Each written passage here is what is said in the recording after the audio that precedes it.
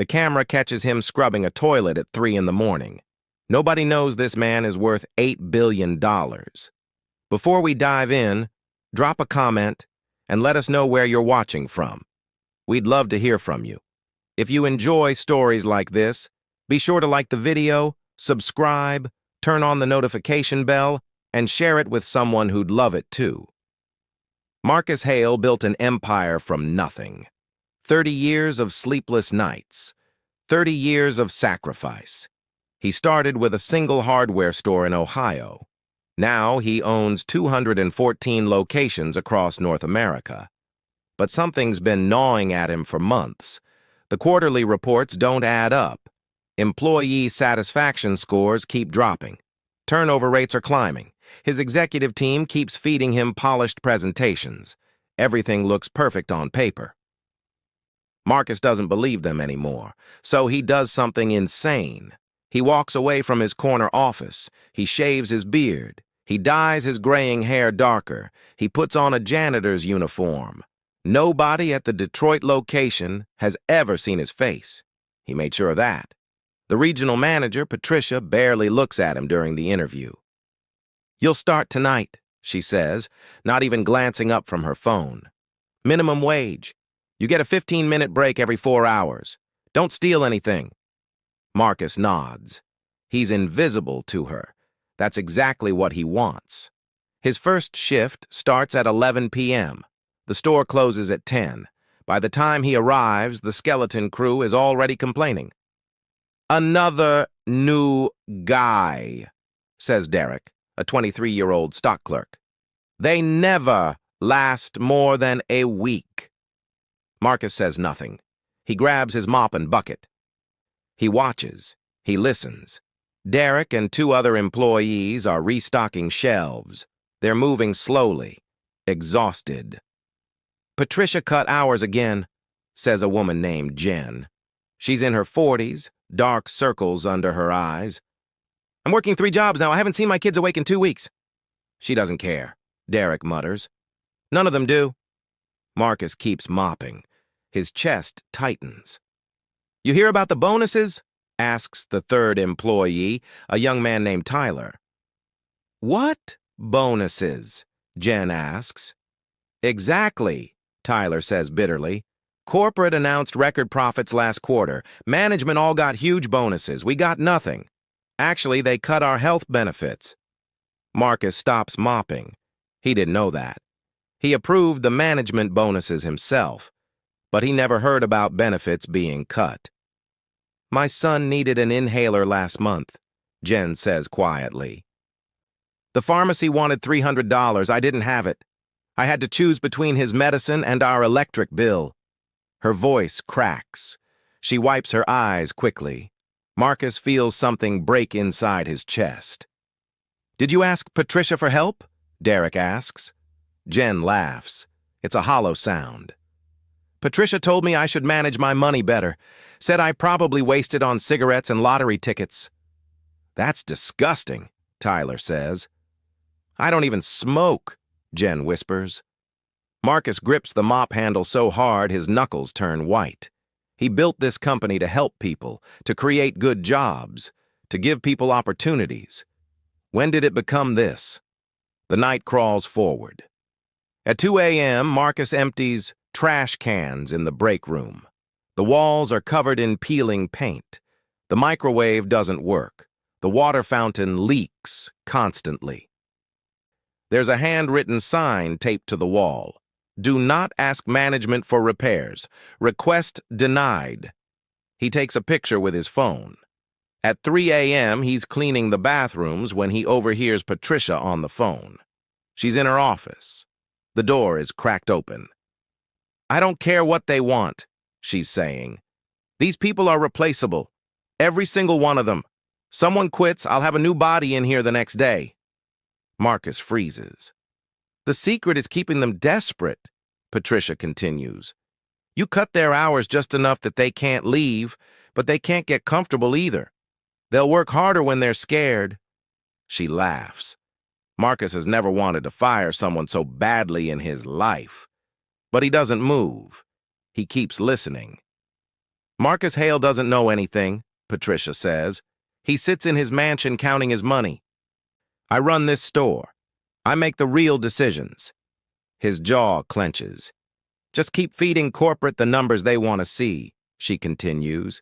They're idiots. They'll never know. Marcus walks away before he does something he'll regret. He finds Derek in the warehouse, organizing inventory. Can I ask you something? Marcus says quietly. Derek looks surprised. Yeah, sure. Why do you stay here? Derek's laugh is bitter. You think I have a choice? I've got student loans, rent. My girlfriend is pregnant. I can't afford to quit. What would make this job better? Marcus asks. Derek studies him for a long moment. You really want to know? I do. Pay us fairly, Derek says simply. Treat us like human beings. Stop acting like we're disposable. My girlfriend works here too. She's 3 months pregnant. And they won't let her sit down during her shifts. She stands for 8 hours straight. She came home crying yesterday because her feet were bleeding. Marcus feels sick. What's her name? He asks. Sophia, Derek says. She works morning shifts in the paint department.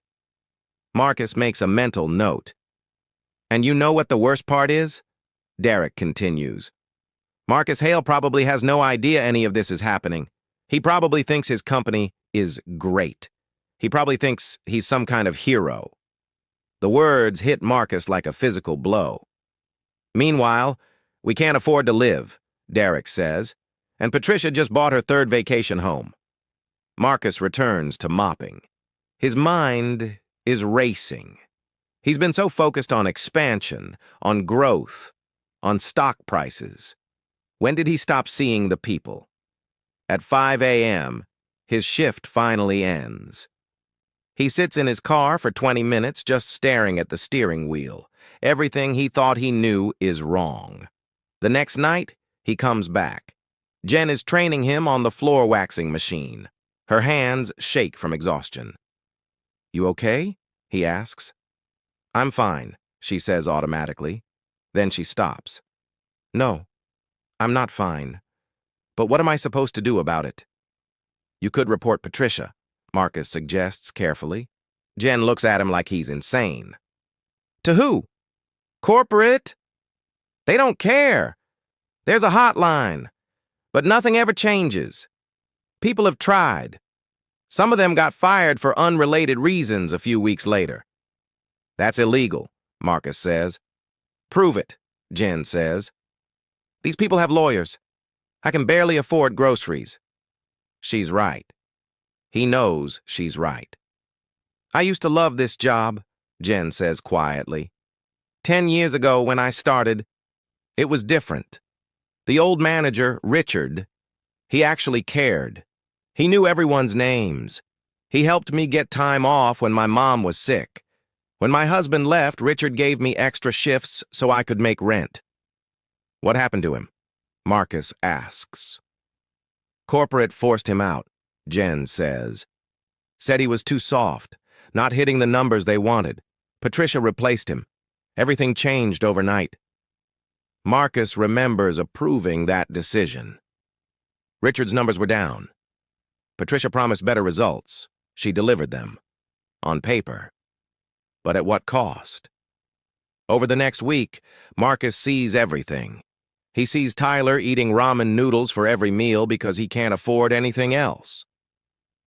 He sees Sophia, Derek's pregnant girlfriend, throwing up in the bathroom and then going straight back to her shift. He sees a 67-year-old man named Frank who should have retired years ago, but his pension was cut, so he's still here lifting 50-pound boxes. He sees Patricia screaming at a 19-year-old cashier named Amy for being 2 minutes late. Amy's car broke down. She ran 3 miles to get to work. Patricia doesn't care. She writes her up anyway. Marcus documents everything: photos, videos, names, dates. But he also does something else. He starts talking to people.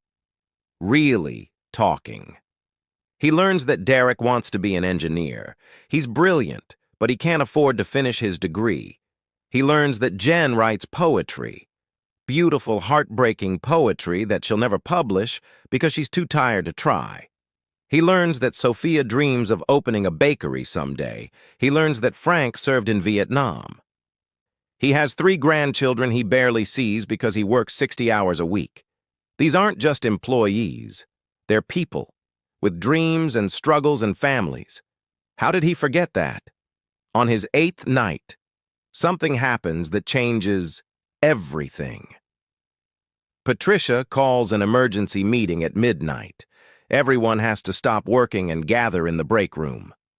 Corporate is sending someone to inspect this location, she announces. Everything needs to be perfect. I don't care if you have to stay late. I don't care if you're tired. If we fail this inspection, heads will roll. Are we getting paid for the extra time? Tyler asks. Patricia's smile is cruel. You're salaried employees. You'll work as long as I tell you to work. We're not salaried, Derek says. We're hourly. Then consider this volunteer time, Patricia snaps. For the good of the team. That's wage theft. Marcus knows it. Everyone knows it. But they're all too scared to say anything, except Derek. No, he says simply. The room goes silent. Patricia turns to him slowly. Excuse me? I said no, Derek repeats. His voice shakes, but he stands firm. You can't make us work without pay. That's illegal. You're fired, Patricia says immediately. You can't fire me for refusing to work illegally, Derek says. Watch me, Patricia snarls. Get out! Now! Derek looks around the room. Nobody meets his eyes. He walks out. Sophia starts crying. Marcus makes his decision right then. The next morning, he walks into his corporate office for the first time in 2 weeks. His executive team is shocked to see him. He looks different, tired, angry. Conference room, he says. Everyone, now. 10 minutes later, he's facing his entire leadership team. Tell me about the Detroit location, he says. His COO, a man named Richard, different Richard, pulls up a presentation.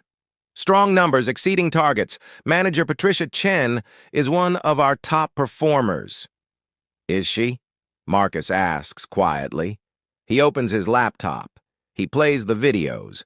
Patricia calling employees replaceable. Patricia discussing keeping workers desperate. Patricia screaming at Amy. He shows the break room with broken equipment, the bathroom with no soap, the warehouse with safety violations. He shows Derek being fired for refusing to work for free. The room is dead silent. This is what we've become, Marcus says. This is what I've built. His voice cracks. I started this company 30 years ago because I wanted to create something good. Something that helped people. Somewhere along the way, I lost sight of that. I got obsessed with growth and profits and stock prices. I stopped seeing the people who actually make this company work.